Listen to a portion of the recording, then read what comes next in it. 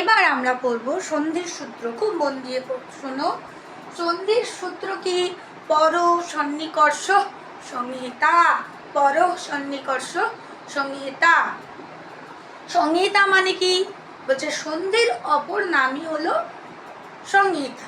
সন্ধির অপর নাম হলো সংহিতা। এই সন্ধিকে আমরা তিনটে ভাগে ভাগ করতে পারি। সন্ধিকে কটা ভাগে ভাগ করতে পারি? তিনটে। দেখো, স্বরসন্ধি, ব্যঞ্জন সন্ধি, বিসর্গ সন্ধি। এবার দেখো সন্ধি কাকে বললে জানলাম, সন্ধির ভাগ জানলাম। এবার জানবো স্বরসন্ধি কাকে বলে।